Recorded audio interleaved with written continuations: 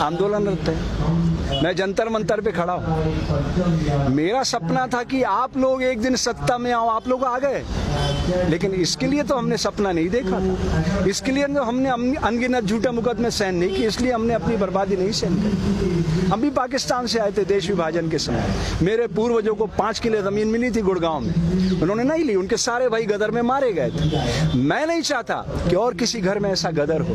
Please आप मेरी भावना समझिए नरेंद्र भाई, आपने कोई बलिदान नहीं दिया देश के लिए, आपके घर से कोई मरा नहीं है। जिनके घरों में लाशें बिछती है ना, वो उस दर्द को जानते हैं। तो इस दर्द को समझिए नरेंद्र बाबू, इसमें आपका, मेरा, समाज का, देश का, मानवता का हित निहित है। आप भूल गए अपने धर्म को। राजनीति में शुचिता लाने के लिए मैं यहाँ खड़ा हूँ। मेरे को फेसबुक पे लोग बहुत गालियां देते हैं, सारे साधु लोग मेरे से बहुत लड़ रहे हैं कि तुम देश के गद्दार हो गए हो, मुसलमानों के साथ खड़े हो। मैं आपसे पूछना चाहता हूँ, आप कौन जाति के हो नरेंद्र भाई? अगर मैं ये कहूँ हिंदू मुस्लिम सिख ईसाई समझो अपनी शान को, मजहब की दीवारों में मत बांटो हिंदुस्तान को, तो मैं ठीक कर रहा हूँ?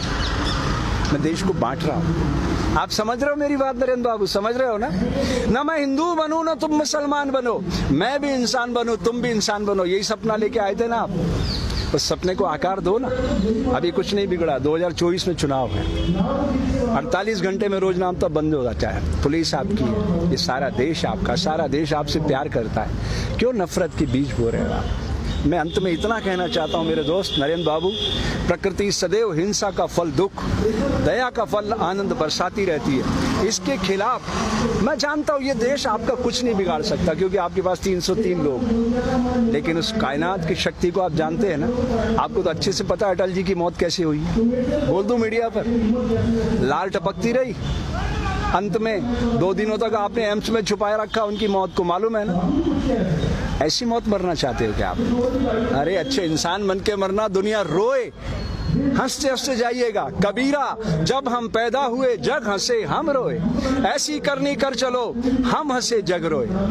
ऐसे मरोगे लाल टपकाते टपकाते, आपको अच्छा नहीं लगेगा। ये राम मंदिर का सपने की स्क्रिप्ट किसने लिखी थी? अटल जी ने। उसके निदेशक कौन थे? आडवाणी जी। और आप उसके मार्केटिंग हेड थे, याद है ना?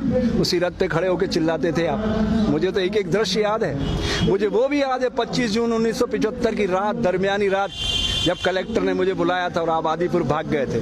मुझे एक एक दृश्य याद है नरेंद्र बाबू, मैं भूला नहीं हूँ। इसलिए आपको याद दिलाना चाहता हूँ दोस्त, ये समय फिर नहीं आएगा।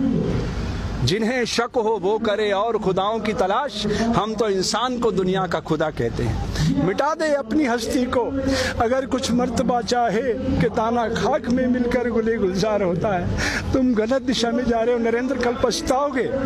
आज जहां हम हैं कल कोई और था, ये भी एक दौर है, वो भी एक दौर था। कितने और कितने चलेगा? वो डोवाल कह रहा था, अजीत बाबू, वो क्या नाम है उसका तुम्हारा NSA वाला, क्या कह रहा था वो? इतिहास लिख रहे हो आप, ये और इतिहास शक्ति से लिखा जाता है। आप भूल रहे हो नरेंद्र बाबू। ये आंसू देख रहे हो ना, अहिंसा और सत्य के आंसू है। महात्मा गांधी, तुम्हारे जैसे लाखों करोड़ों नरेंद्र खड़े हो जाए ना एक पलड़े पे, महात्मा गांधी के समक्ष एक तिनका भी नहीं है। पता है क्यों? अहिंसा और सत्य को उन्होंने अपने जीवन में उतार लिया था। कितना भी अपमान किया, वो बैरिस्टर थे। तुम कितने पढ़े लिखे हो तुम्हें अच्छी तरह से पता है। वो बैरिस्टर थे, सारे कपड़े उतार कर तन पे लंगोटी लगाई और निकल पड़े देश के लिए। आज अगर इस तरह दंगे हो रहे होते ना, तो मैदान में आ जाते और खड़े हो जाते सामने। वो एक शख्स था जो भारत में खड़ा होकर मुसलमानों की पैरवी कर सकता था और पाकिस्तान में खड़ा होकर हिंदुओं की पैरवी कर सकता, इसलिए महात्मा गांधी कहलाया। आप नहीं बन सकते इतिहास पुरुष, कूड़ेदान में फेंक दिए जाओ। इसलिए अपनी शक्ति को पहचानो दोस्त, आज नहीं तो कल। इस समय आपका इंतजार कर रहा है, अभी भी आत्मावलोकन का समय है। जय हिंद, जय भारत।